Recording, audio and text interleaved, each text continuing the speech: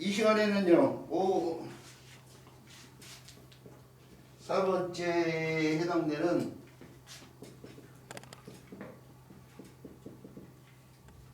오칠자인데요. 오칠할 칠이라고 적어요. 5칠이라고 좀 표기만 했지만 동사 형태로 5칠할 칠이라고 적고 글자인데 사실은 진짜 이 글자를 나눠보면 두 개 자소를 이렇게 나누는데 원래 이 글자는 이렇게만 쓰였던 글자예요. 이게 별도로 뭐 57, 57할 칠인데 다 같은 뜻이에요. 온나무칠이에요. 온나무칠. 온나무칠로 온나무칠에서 나온 애긴 오치나 또 그걸로 오칠한다 뜻인데 다 같은 뜻을 갖고 있는 글자인데 호대로 오면서 이걸 그냥 온나무칠이라고 하고 이걸 오칠 또는 오칠할 칠이라고 하고 있는 것뿐이에요. 자, 이 글자에서 이 글자를 덧붙여서 새롭게 만들어진 글자인 거죠. 자, 그래서 온나무 칠자를 살펴봐야 되는데요. 이건 뭐 무리숫자가 변화된 삼수변인 거 다 알고 계실 거예요. 여기에 맨 위에 나무 목자가 들어있죠. 이게 나무 목자로 생각하는데 이게 나무 목자가 아니에요. 이 글자에서. 이 글자에서 나무 목자는요. 바로 요것이 나무 목자이고 요것이 나무 목자이고. 요것이 나무 목자가 아니고 요것이 나무 목자고 요것은 별도의 핵이야 사실은. 이것도 이거 붙이고 올라서 쓰고 있지만 문자가 살아있는 생물처럼 마찬가지해서 호전하면서 이게 사실 떨어져야지 맞는 거예요. 이게 떨어뜨려서 이게 나무 목자고 이건 약간 떨어뜨려서 표현해야 되는데 왜 그러냐면 고문자를 보면 알 수 있어요. 나무 목자를 바탕으로 해서 나무 목자가 이렇게 표현되잖아요. 얘는 고문자에 이 글자의 고문자가 여기에 생채기를 낸 부분에 온나무에다 생채기를 냈어요. 생채기를 내고 이걸 좀 올려 붙여야겠네. 그거 생채기 낸 부분에서 옷이 이렇게 떨어진 걸 갖다 펴는 거예요. 옷을 받기 위한. 그렇죠. 온나무에서 옷이라는 액을 갖다가 지금 생산하고 있는 걸 갖다 펴는데 이게 온나무란 말이에요. 온나무. 이게 온나무인데 그 온나무에서 이 부분이 생채기를 낸 부분이고요. 네. 나무에 생채기를 냈고 그래서 오대기 이렇게 떨어지고 있는 상황이에요. 그래서 빨간 형태가 나무인데 이것이 나무 목자처럼 올라 이렇게 쓰고 있는 거예요. 이게 원래 이렇게 떨어뜨려야 되는데 오늘 나무 목자를 쓰이고 바로 여기요. 나무 뿌리 쪽에 형태가 이렇게 바뀌고 이것이 이제 물숫자처럼 이렇게.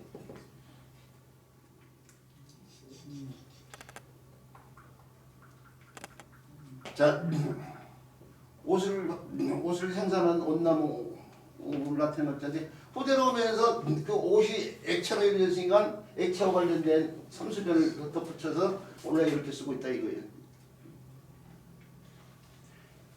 그래서 서로 이제 뜻을 달리 해가지고 이건 온나무, 이건 또 옷 또는 옷사다 뭐 이런 뜻으로 쓰이는데 같은 글자예요, 같은 글자. 어렵지 않죠? 그러면 저렇게 빨갛게 뒷칠하신 곳이 나무예요? 네, 요 부위가 나무예요. 요 부위가 온나무요.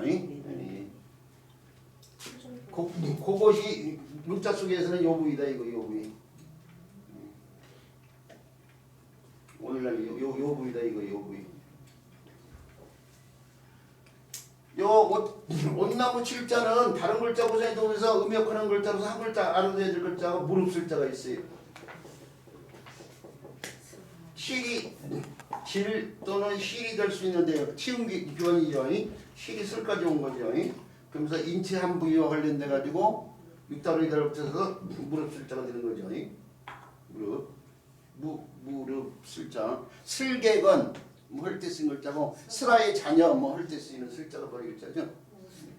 우술이요. 그렇죠. 아이고 이렇게 저는 생각지 않은 어휘들이 이게 뭐 도움이 되죠. 그게 관절이 좋다고 하는 건데 길거리에서 많이 볼 수 있어요. 이렇게 뭉텅이 져가지고 이렇게 붉은 기운이 이렇게 돌고 무슨 아이들 성장에 도움이 된다고 해가지고 뭐 이거 약들에서도 팔고 그래요. 근데 길거리에서 흔히 볼 수 있어요. 그렇게 웃긴 게 이게 새 무릎이라고 그러거든요. 그래서 내가 우술이라고 그랬더니 새 무릎이라고 그가 한자가 선, 우리라고. 선아 세나 오나. 그것 때문에 기억해요. 그래. 한자를 모르니까. 자, 그렇다는 거 알아두시기 바라고 그 다음에 세계를 쫓자로 넘어갈게요.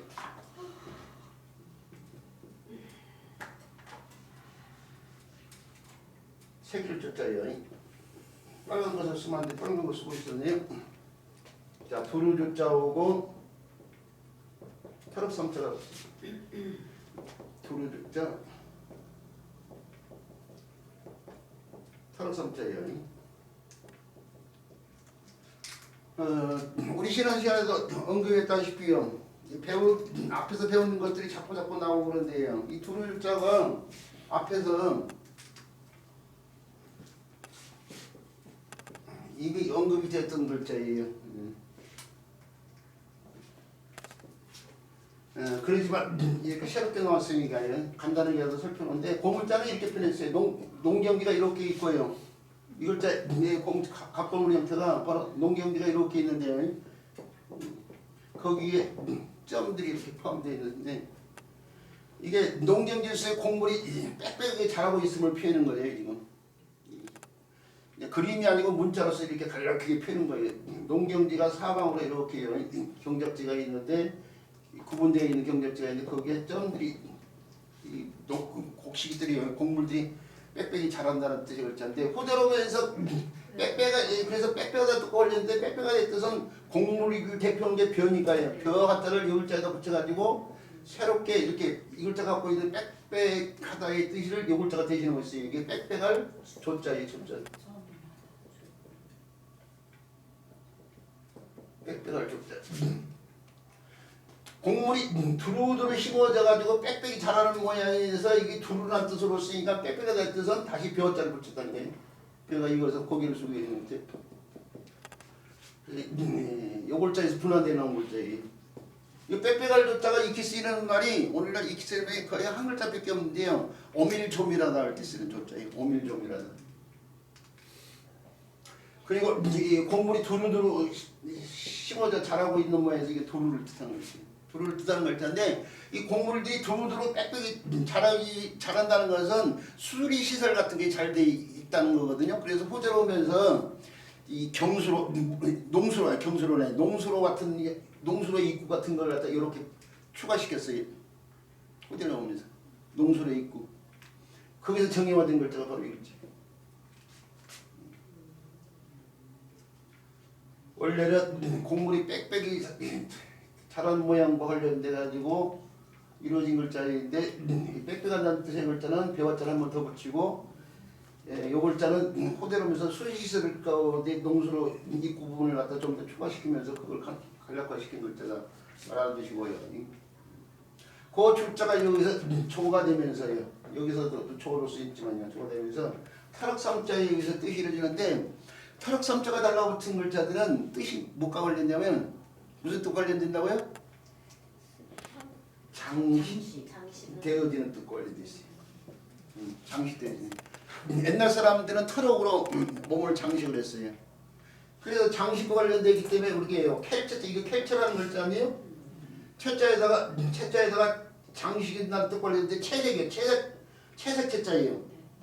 채색이라는 게 색깔 여러 색으로 색깔 칠한다는 거 아니에요 지금. 그거 색깔 칠는 게 장식하는 거잖아요. 그래서 이렇게 쓰잖아요. 숫자와 이렇게 쓰는 채자. 장식되어지는 거. 이게 볕경자 경치경이라는 글자냐? 경이 의미 역할을 해서 경이 0이 됐어.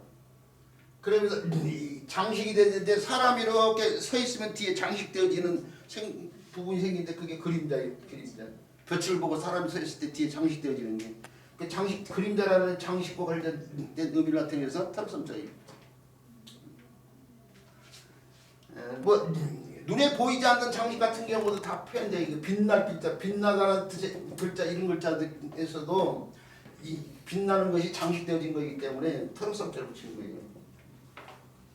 자, 이런 글자에서처럼요. 이게 장식되어지는데 새기는 것도요. 모양을 동그랗게 새기느냐, 네모나게 새기느냐, 별표로 새기느냐 이것도 장식되어 있는 거잖아요. 새기는 형태가 장식을 하기 위해서 새기는 거잖아요. 그래서 새긴다는 뜻이 장식을 위해서 새긴다 이거예요. 조각을 뜻은 거죠. 자, 어렵지 않죠? 요즘에 두루주 쓸 때 그게 길을 가운데 그 형태가 길을 길처럼 보이는데 그렇게 안 쓰죠. 이렇게 내려오는 거예요? 네, 이렇게? 내려올 때 네.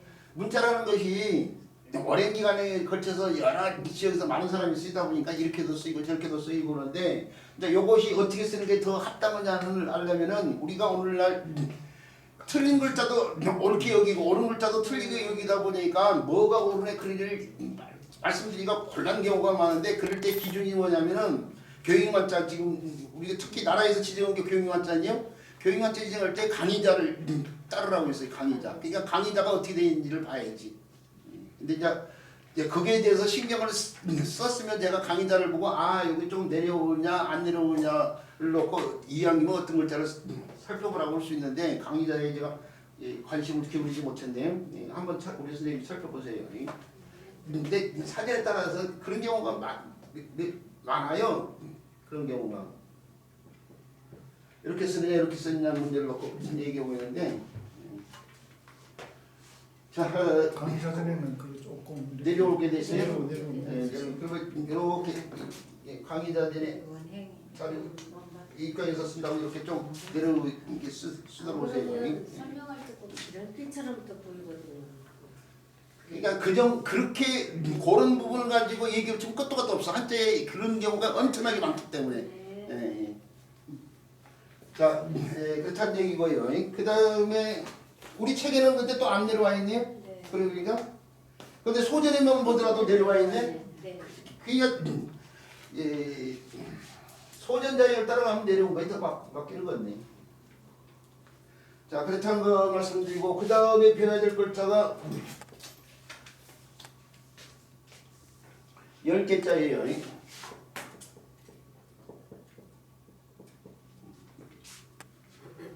잘 알다시피 10개짜리는 문문자를 바탕으로 하고 있죠. 문문자. 붙자기에 문과 관련돼 가지고요.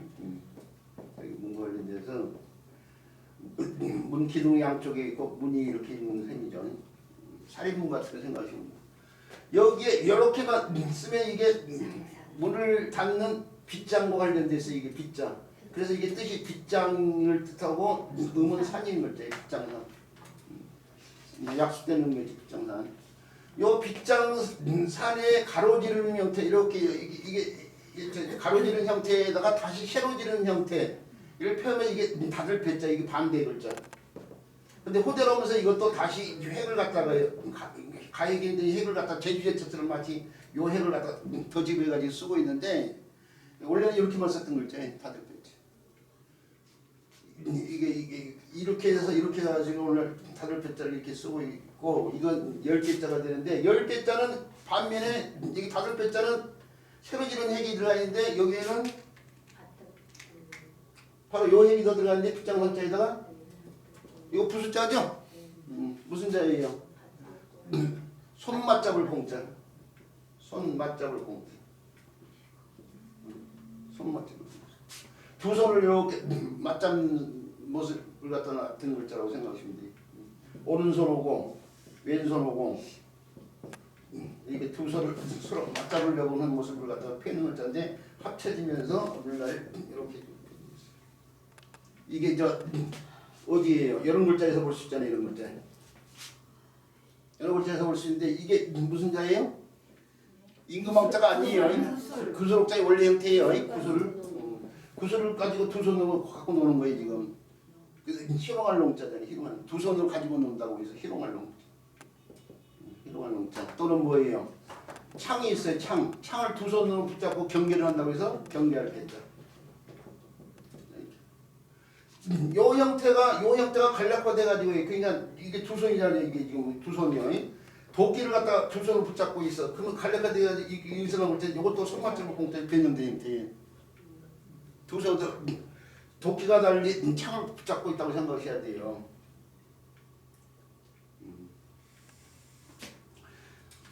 자, 손 맞잡을 공이라는 글자 기억을 해주시기 바라고요. 네, 그래서 두 손으로요. 결국 두 손으로 이게 두 손과 관련된다고 했잖아요. 두 손으로 빗장을 들어서 연다고 해서 10개짜리 라는 사실이에요.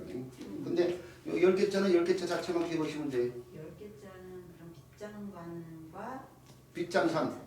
빗장산과 손맛으로 글자가 합자예요? 그렇죠. 빗장산자는 이제 바탕이 문자고 문에서 이 선이 빗장 관련된 글자인데 빗장산자고 거기다 두 손과 관련된 글자가 덧붙인 글자가 10개짜리 두 손으로 그냥 빗장을 들어서 열고 있는 상황을 피는 글자라고 보면 된다 이거죠. 그 다음에 배워야 될 글자.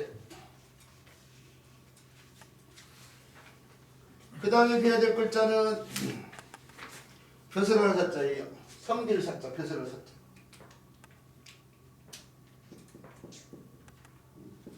인변하고 선비사자가 달라붙었어요. 인변은 사람 인자가 바뀐 글자죠. 자, 선비사자가 그대로 역할을 해요. 그래서 사람을 섬긴다 이거죠. 섬길 사자. 또 섬기는 사람, 벼슬하는 사람이기 때문에 옛날로 가면은요, 벼슬할 사자.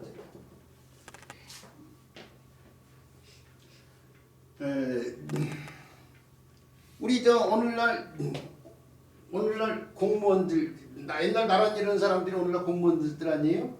옛날 벼슬을 해서 나란 이런 사람들이 오늘날 공무원들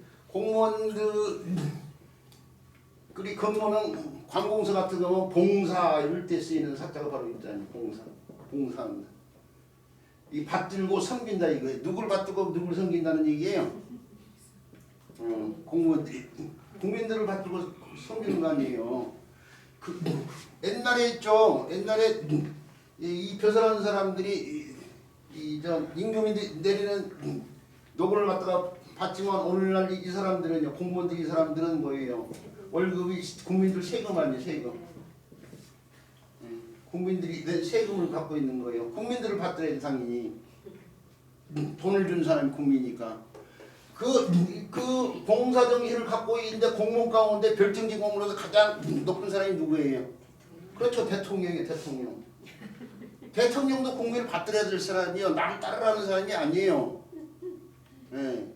미국의 대통령이 먹은 게 백악관인데 백악관의 관자가 직관자인데 이게 잠시 머무는 거 있는 곳이에요, 그거요. 나라를 대표할 사람이 필요하니까 그동안 대표를 위해서 그 자리에 있으라 그거일 뿐이지 이 여관의 관자잖아요. 여관이 거기서 평생 살 수 없잖아요. 여관의 관자들 왜 여관에 평생 살 수 없듯이 대통령도 그게 항상 있을 수가 없어요. 우리나라 대통령도 마찬가지예요.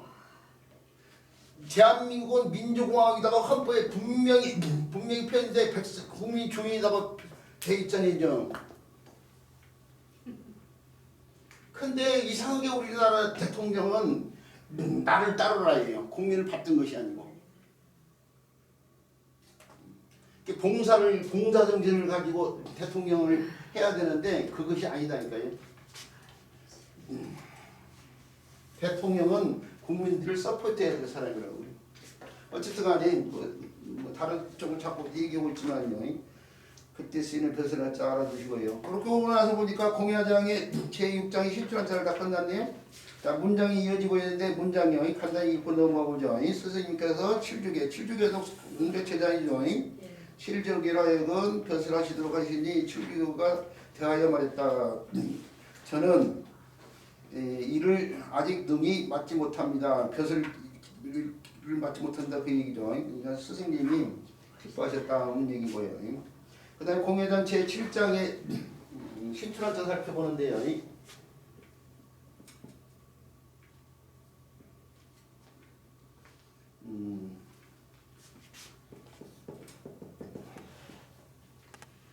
깻목부라는 글자네요. 깻목부. 자, 나무 목자하고 요 글자는 다시 요 글자하고 요 글자인데 요 글자는 요 글자를 갈라피는 글자죠. 이게 손톱조라는 글자예요. 손톱조. 손톱조라는 글자지만 문자 속에서 이 글자가 보이면 다 손과 관련돼서 설명은 돼요. 손에 손톱을 나타내고 있지만 그래서 이게 이런 손이에요. 위에서 아래로 내려서 뭔가 붙잡으려는 손과 관련있는데 이걸 이런 식으로 표현했던 거죠. 그 나무를 갖다가 캘려고 하는 모양에서 나온 거죠. 펼쳤자죠. 또는 뭐 줄술자라든지 다툴장이라든지 여기에 보이는 글자들 다 손이요, 손. 다른 글자하고 합치 쓰일 때에 그 형태를 그대로 유지한 상태로 있으면 너무 위에서 아래로 길어지니까 이걸 줄여서 표현하는데 이걸 줄여서 표현하는데 옛날 사람들이 줄여서 표현하면서 이게 쓰임 많지 않아서 그런지 뚜껑을 그대로 다 원형으로 시켜서 이게 손톱조 머리라고 해요. 이런 명칭 제 마음대로 정한 게 아니에요. 말씀드렸다시피 여러 자료에 근거해가지고 그대로 얘기하고 있는 거예요.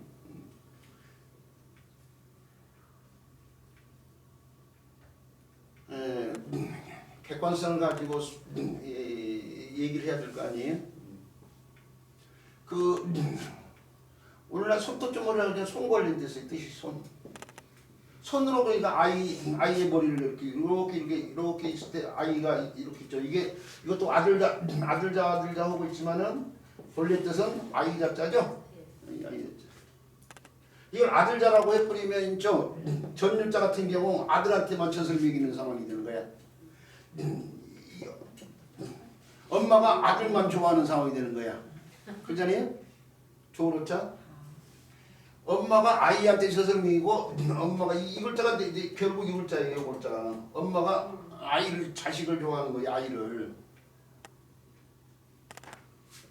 오히려 아들 자체를 여자 이름부터 많이 쓰는 맞아. 그래서 처자 낭자할 때 쓴 잡자도 이걸 때 쓰잖아요. 여자 원래는. 영자, 순자. 여자 이름. 여자 이름에 많이 쓰는 것은 일본 영향 받아서 그래요. 일본 왕실이 아들이 없어요. 아들이 많지 않으니까 아들 기자 사상, 아들이 많이 낳아달라는 의식을 반영해가지고 일본 왕실에서 여자 이름에 자자를 붙인 걸 한때 우리나라도 따라서 썼어요. 어쨌든 간에요. 이게 아이를 갖다 머리 두 손으로 다루고 있는 상황이 아니 손으로 다루고 있는 상황인데 달을 손으로 달라도 수능을 하는 아이예요. 그러니까 요즘에 아이들 있죠. 엘리베이터 타고 아이들 귀엽다고 머리 쓰다니 큰일 나요. 옛날에는 안 그래도 요즘 아이들 그래요. 쳐다보면서 당신 뭔데 왜 나를 내 몸을 함부로 건드냐 이거요. 거기간에 부모가 옆에 있다가 아이 뭐죠? 무슨 죄로 고발한다고 해롱죄인가 뭐라고 해야 돼요? 아주 학대죄? 다른 사람 개를 만질 또 성낙을 받고 만지지 안 그러면 또 그 세상이 그렇게 바뀌었어요. 좋은 마음을 가지고 행하는 행동도 상대가 그렇게 좋지 않게 받아들이는데 이것은 아이를 붙잡아 가지고 지금 손으로 다루고 있는 거죠. 그리고 이게 원래는 사로잡는다는 뜻이 글자 얘기예요. 아이를 갖다가 손으로 붙잡는 상황인데 이게 사로잡는 뜻이고 이제 사로잡는다는 뜻의 글자는 포도하면서 인변 하나 더 붙여서 이렇게 쓰고 사로잡을 붙자.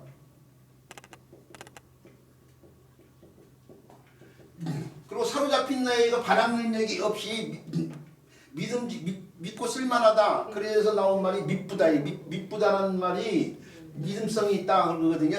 믿을만하다. 저항 능력이 없으니까. 그래서 이게 믿불부라고 하는 거죠. 믿불부죠.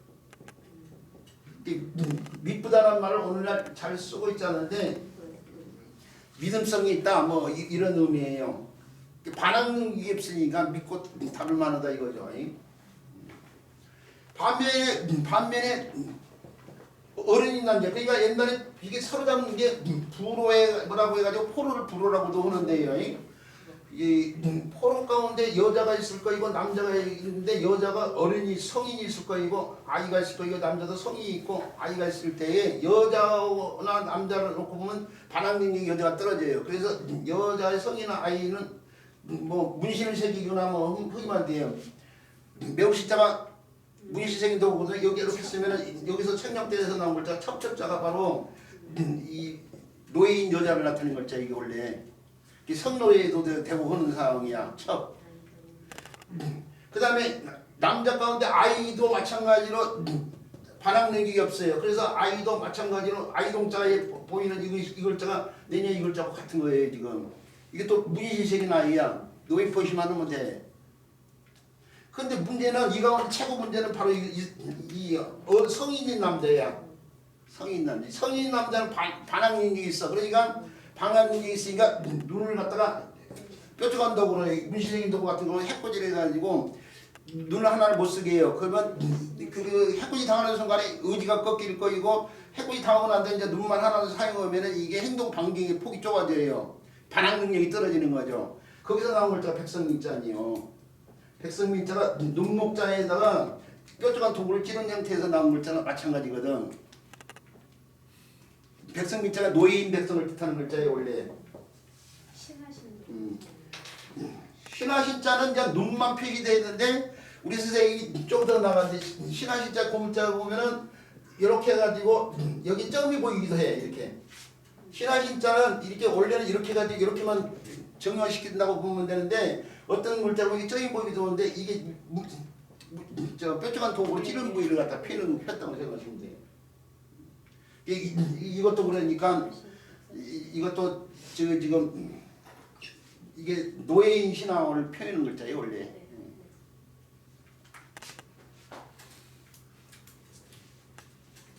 자 얘기가 다른 쪽으로 좀 빠져나갔는데요.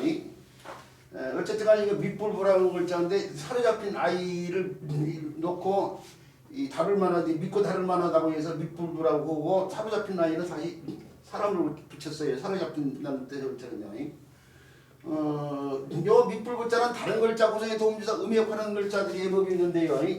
그거 보는데 물이 달라붙으면은 부는 부인데 물에 뜬다고 해서 뜰 붙여요. 뜰 붙여.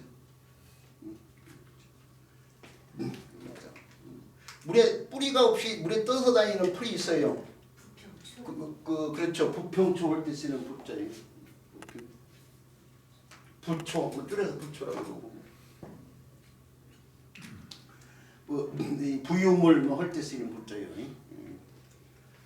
그 다음에 이렇게요. 알람자 계란을 뜻은 알람자를 쓰면은 이게 알깔부자예요. 부는 부인데 알깔부자예요. 알깔부자. 부화시키다 뭐 할 때 쓰는 거죠. 부화시키.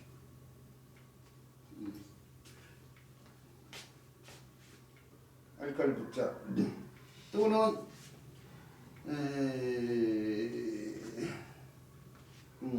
하루살이 붙자. 뭐 어휘력 있는 사람은 사람의 목숨을 하루살이 삶이라고 표현하는 사람 있잖아요. 하루살이 인생. 하루살이 인생을 갖다가 사람의 목숨을 하루살이 인생이라고도 보는데 이걸 한자로 바꾸면은 부유 인생이라고 그러죠. 부유 인생.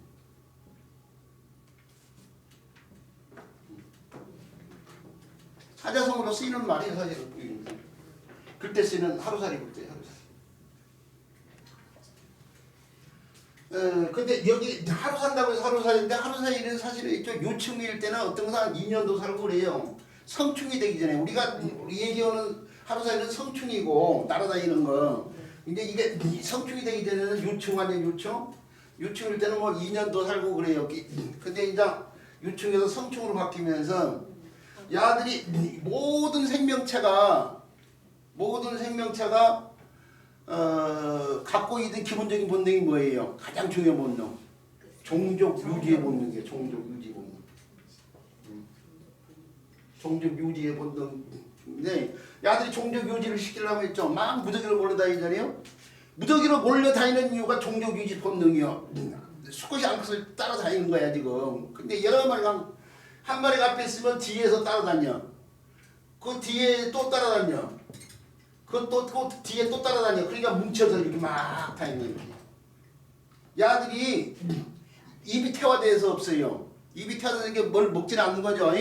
그리고 앞에 있는 목적이 종족유지 본능 외에는 없어. 그러니까 알까고 죽어는 거야. 알까고 죽는데 목적 없이 앞에 하루살이 따라다닌다니까요. 사람의 인생을 하루살이인데 이 목적 없는 인생이 하루살이 인생이야. 그러니까 이 하루살이 떼기어 날아다니는데 떼기어 날아다니는 하루살이를 보면은 앞에 하루살이 뒤에서 따라다닌다니까요. 그 뒤에서 또 따라다니고 그 뒤에서 따라다니고 이게 뭉텅이 뒤에서 따라다니는 거야. 이 야들 목적은 종족 유지 본능만 실현하는 거야. 그러니까 그 종족 유지 본능을 실현하면 그자마자 다 죽지. 근데 이제 사실은 하루살이는 아니고 뭐 2, 3일도 사고 어떤 거 일주일도 살고 뭐 한다고 하는데 이제 거의 뭐 그게 아니에요. 근데 이제 거기서 우리가 얻을 수 있는 건 뭐냐? 사람의 삶도 목적 없는 삶이 되면 하루살이 인생되는 거예요. 자, 이럴 때에 불자가요, 밑불자 걸려 있겠다는 사실 기억하시는데, 근데 요 글자는 나무 목자가 달라서 부는 건데, 나무 목자가 달라서 나무로 만든 뗏목 글자는 뗏목 불자고, 어휘로서 쓰임 있는 글자는 아니에요. 이제 논어 공부 때문에 이제 배우게 되는 상황이죠. 자, 뗏목 불자에 대한 설명이 여기까지 하도록 하고요. 그 다음에 배워야 될 글자가 뜰불자인데 뜰불자 막보로 나왔어요. 지금 여기서 썼다가 지웠잖아요. 그러죠? 뜰불자 물에 뜬다 이거죠. 그래서 05, 09번인 뜰불자도 같이 해결하는 상황이에요. 그 다음에 글자가 바다에 있잖아요. 바다에 있죠.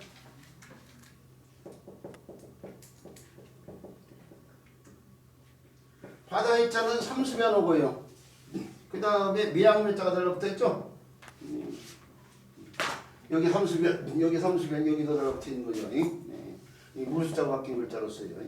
자, 미양면자인데 왜 미양이라는 뜻이 이루어지는지를 알려면은 제가 이 글자 관련돼 가지고 아마 우리나라 최초로 그 속담을 인용했을걸요. 요 글자 설명할 때마다 인용하는 속담이 있어요. 여자는 첫째가 그렇죠, 머리요. 둘째가 뭐라고요? 네, 그렇죠. 얼굴이요 또는 화장이요. 얼굴이 화장이다 이거죠. 셋째가 옷이요 이렇게 그런 속담이 있어요. 여자는 첫째가 머리요, 둘째가 얼굴에 화장이 하는 거죠. 그래서 화장이요, 셋째가 옷이다 그런 속담이 있는데 바로 이 머리를 첫째인 머리를 여자가 이렇게 무릎 꿇고 두 손을 모으고 이게 여자가 이때 여자는 결혼 여자예요. 그러니까 어미가 되는 여자죠. 머리를 이렇게 비녀 같은 걸 찔러서 장식하고 있는 상황. 이 일을 매번 일어나자마자 시작한다. 이 속담 자체가 여자 하루 일의 시작을 갖다가 표현한 말이란 말이에요. 머리를 꾸미는 일이 매번 해야 될 일이 있기 때문에 거기서 매양매자가 나왔다는 사실이에요. 요 매양매자는 뭐 면왕매자 이런 데서 음역하는데 매라는 의미의 미음자는 수음이고 수음이 가역이 되면은 배가 될 수 있고 또는 폐가 될 수도 있고 뭐 그러잖아요.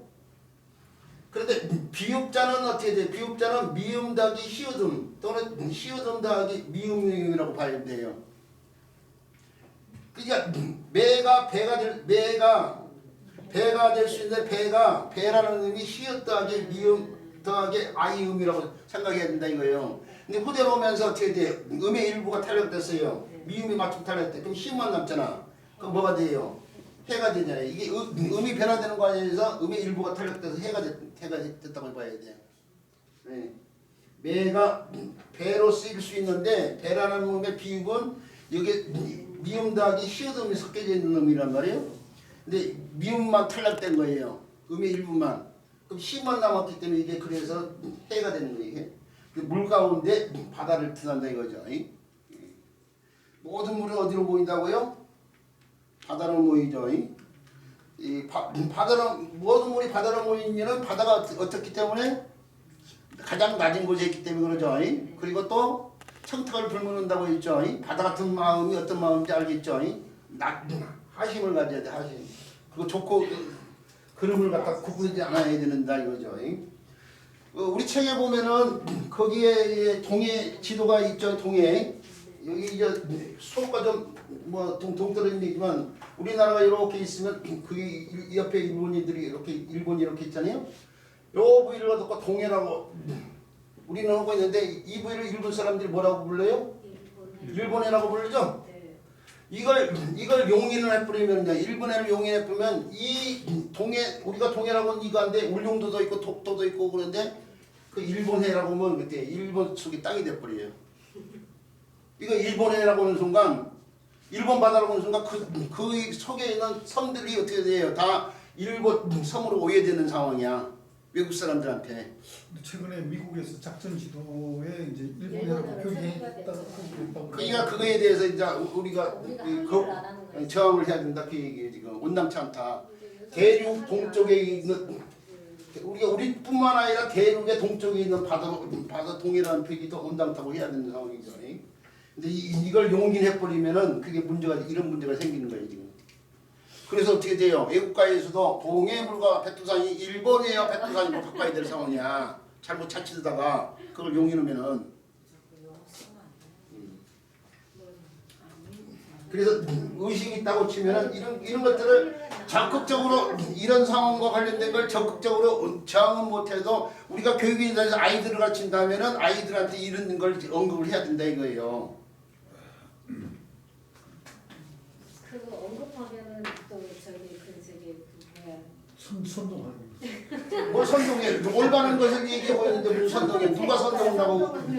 그걸 선동한다고 보는 사람들이 어떤 사람이 있어요? 그거 친일주의자들이나 그걸 선동한다고 보니 빨리 힘을 길러야죠. 힘이 있으면은 뭐 그런 거. 무슨 힘을 길러요? 지금도 뭘 가지고도 안 하는데 있는데도 안 하는데.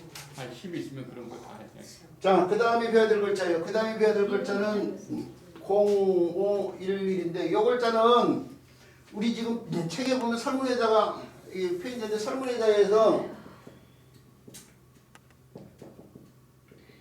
이렇게 표현했단 말이에요. 그러죠? 이 풀이가 이 풀이가 두 개 글자가 있으니까 합치자로 보는 상황이고 합치자에서도 이게 종을 따랐다는 것은 해자로 보는 상황이에요 지금. 그래서 이걸 오늘날 교육 현장에서 해자로 풀린 책들이 굉장히 많아요. 그래서 조금씩 좀 나와지고 있는데 저희 초질관으로 30년 전부터 이거 해자가 아니라고 설명하고 있어요. 사진에도 그렇죠. 사진에도 뭐 그렇게 돼 있는 책들이 많고 그러는데 참 답답을 노리시죠. 자, 요 글자는 해자가 아니라는 얘기인데 그러면 뭘 봐야 돼? 형식자로 봐야 돼. 형식자. 그래서 요 글자를 분석을 했을 때 발족변과 각자가 있는데요. 발족변은 발족자를 변화시킨 글자죠. 자, 발족자오고요. 이 각자인데 이 각자는 고분자를 보면 이렇게 아래를 향한 발과 주거지 입구 부분을 갖다 표현했어요. 옛날 사람들이 움집 생활을 했는데요. 움집 생활을 했는데 그 움집이라는 게 땅을 이렇게 파고요. 파고 거기다 나무 같은 걸 걸쳐가지고 땅 속에서 생활했다는 얘기인데 이게 들고 나는 입구 부분이 있어야 될 거 아니에요? 발판이 있고 이거 들고 나는 입구 부분이 있어야 되는데 이게 들고 나는 입구 부분을 갖다가 크게 만들면 있죠. 여름에는 덥고 겨울에는 추워져요. 근데 또 매입술 침해도 더 많이 받겠죠. 그래서 어떻게 돼요? 혼자서만 들고 날 수 있도록 입구 부분을 조그맣게 만든단 말이에요. 그 입구 부분으로 발이요. 여기 이게 발과 관련돼 있죠. 사람의 발. 이게 발을 갖다가 할 때가 계속 복습하고 있는데 이 형태로 표현했는데 그걸 반대로 돌리면 이렇게 표현이 되고 거기서 나온 글자는 얘기예요. 발이 그러니까 주거지 입구로 들어가는 모양으로 표현했어요. 이게 반대 상황, 발이 주거지 바깥으로 나온 상황. 여기서 나온 글자는 날출자예요. 이 글자의 고문자가 이 글자예요. 발이 주거지 입구로부터 나가는 상황에서는 날출자고 이것을 들어가는 상황인데 들어갈 때에 주거지 입구가 좁다 보니까 제각각 혼자서만 들 수 있어요. 그래서 이게 각각각이라고 하는 건데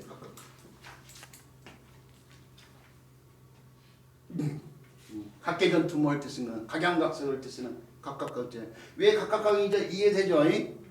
자, 이 각각각자가 다른 글자 구성에 도움에서 음역하는 글자가 누각각자처럼요. 또 뭐 삼각각자라면 각별하다 할 때 쓰는 것처럼 각으로 그대로 쓰기도 하지만은 음이 약간 바뀌어가지고 유성음인 리을자로 바뀌는 락으로 발음의 편의를 위해서 리을자로 바뀐 거예요. 락으로 쓰인 경우가 많은데 물이름 낙자, 낙동강을 뜻쓰는 물이름 낙자인데 또는 불에 지진다고 해서 낙일 때 지질 낙자 또는 낙농을 뜻쓰는 진암유중 낙자 락으로 쓰인 글자들이 굉장히 많아요. 이게 전부 다 음이 락이에요. 락. 각이 그러니까 락이 됐어요. 각이 락이 됐는데 그런데 이 락자에서 보니까 마지막 종선 기육자가 입성자란 말이에요. 입성자. 우리가 잘 알다시피 잘숙자 같은 경우도 집에 이렇게 있고 사람이 있고 친구가 이렇게 누워있는 데서 나온 글자 잘숙자인데 잘숙자도 별의 뜻을 어쩌면 밤하늘에 별이 잔다고 봤을 때 별을 뜰 때도 숙이 수로 바뀌잖아요. 네. 우리가 일상생활에서 쓰는 말이 익을 숙자를 넣고요. 계란을 반대로 읽으면 반수변이지만 익은 고기는 숙여보지 않고 뭐라고 그래요? 수요 그런단 말이에요. 수요. 기역자 떼고. 자, 그래서 입성자 기역자가 잘 탈락된다는 걸 알 수 있잖아요. 그래서 뭐예요? 라로 쓸 수도 있다는 얘기인데 라에서 바꾼 말이 로예요. 로. 이게 그래서 로가 되는 거예요. 각과 로의 음의 차이가 많다 보니까 사람들이 각이 로가 됐다는 걸 모르고 설문에서조차도 이렇게 부르는 거죠. 이게 죽었다 깨어나도 각이 로가 된 거예요. 발이 왔다 갔다 하는 길이죠. 각자가 로가 됐다는 걸 이런 설명을 들어서 이해시킨 다음에 발이 왔다 갔다 하는 길로 해서 이렇게 형석자로 설명해야 돼요. 그런데 이렇게 말하면 아직도 믿음이 안 가는 부분들이 있을 거라고요. 자, 그래서 달리 더 쓰는데 이렇게 가지고 이렇게 쓰이는 글자도 그래서 로예요. 각자가 로가 되면서 수레로자예요. 수레로자. 이 글자도 각자 달라붙어 노가 되고 이 글자도 각자가 달라붙어 노가 되는데 각자가 음역하는다는 글자. 원래 이 글자 있죠? 이 글자. 조개 빼자인데 부정한 재물. 부정한 재물이 뇌물이에요. 이렇게 쓰이는 글자도 이제 뇌물로자예요. 원래 뇌물. 뇌물로자예요. 후대로 오면서 이 몸이 하나 더 추가되어 가지고 오늘 날은 뇌로 바뀌어서 불리는데 본인이 원래는 옛날에는 로였어요. 로. 조금 전에 요 글자가 락이라고 했는데 이렇게 쓰면 이게 락이잖아요. 락. 이것도 이 몸 추가돼 가지고 이 몸이 추가돼서 락이 된 거 아니에요. 그런 것처럼 이것도 이 몸이 추가된 거예요 지금. 대한민국에 한자 가르치는 사람이에요. 길로자를 가르치는 사람이 두 부류가 있지. 두. 사람의 발에 제각각 다니는 길 이렇게 설명하고 로는 그냥 약속된 의미로 설명하는 사람이 있고 해자식으로 설명하는 사람이 있고 그 다음에 그에 가면서 각자가 음이 많이 바뀌었지만 로가 되면서 발이 왔다 갔다 하는 길이라고 설명하는 사람인데 후자 쪽으로 설명하는 사람이 많지가 않아요. 전자적으로 막 책에도 그렇게 나와있고 대학교 교수들이 쓴 한자책 같은 경우도 그렇게 쓰고 있는데 저희가 30년 이전부터 각자가 음역하는 글자라고 설명하고 있거든요. 근데 오늘날은 그렇게 설명하는 사람들이 좀 늘어나긴 하지만은 아직도 한심스럽게 가르치는 사람이 많아요. 우리 선생님들이 어떻게 가르치는지 우리 선생님도 마음이겠지만요. 다 놓고 얘기했지만 각자가 음역하는 글자라는 거 알고 계셔야 돼요. 자, 그런데 이 각자가 달라붙어 쓰이는 글자가 이 격식 격자예요. 바로잡을 격자예요. 이 글자가 앞에서요 196번째 학습 목표로 작용을 했었어요. 그래서 좀 더 자세한 사항을 알고 싶으신 분들은 거기 가서 확인해 보시기 바라고요. 그 다음 뒷장으로 넘어가 가지고요. 배워야 될 글자는 바로 이 글자네요. 자, 요 글자도 설명 제대로 못한 사람들이 부지수로 많아요. 네, 나무 목자하고 제주제자인데 나무 목자에 문제될 것이 없어요. 나무 관련돼 있으니까. 그런데 제주제자가 문제예요. 제주제자가 문제. 이 제주제자를 설문해서 뭐라고 했냐면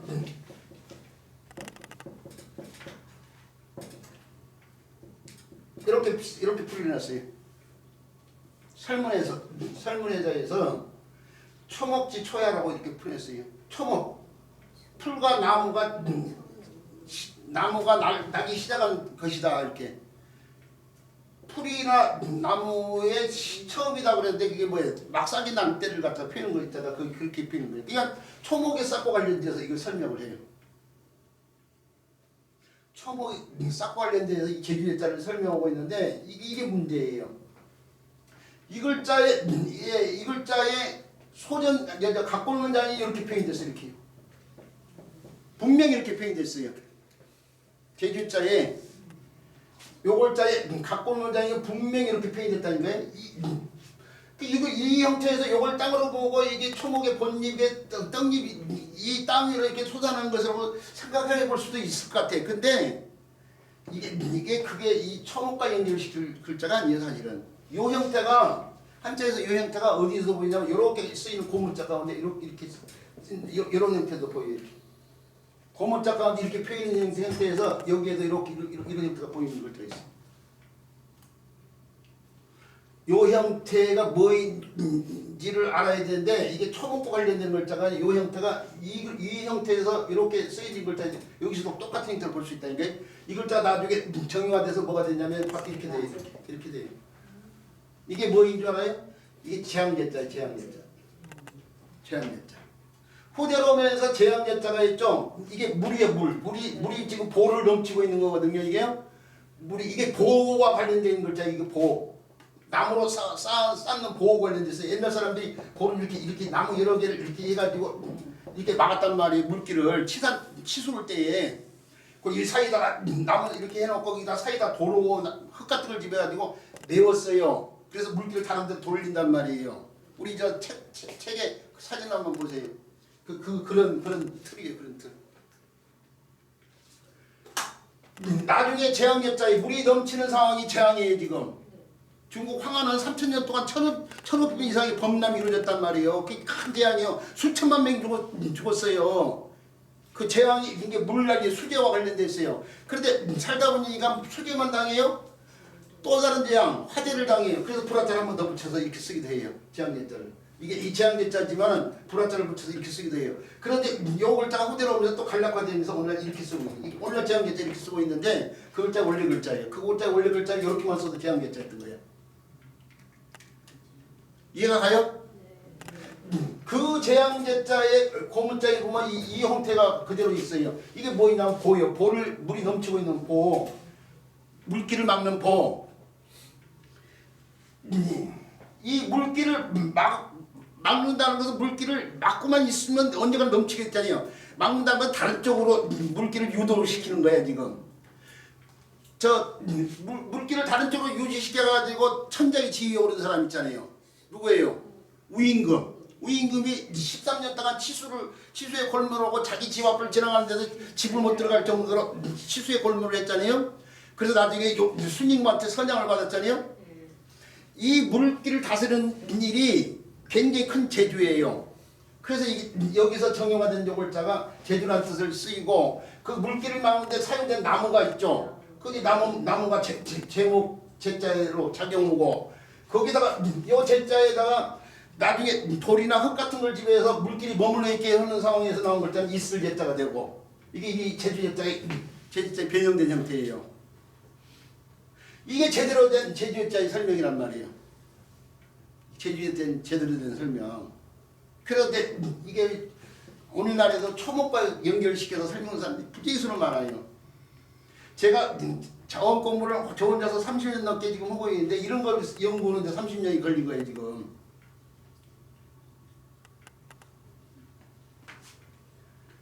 자, 제목자자 이해가 되시죠? 안 돼요? 네. 억지로 대답하신 것 같아. 근데 자, 제목제자는 이 제주제자가 원래 재앙제자하고도 관련이 있는 거지. 여기 제자처럼 그래서 여기도 음체가 된 거예요 지금. 재앙제자나 제주제자가 서로 유기적인 관계를 맺고 있기 때문에 같은 놈으로 익히고 있는 거예요.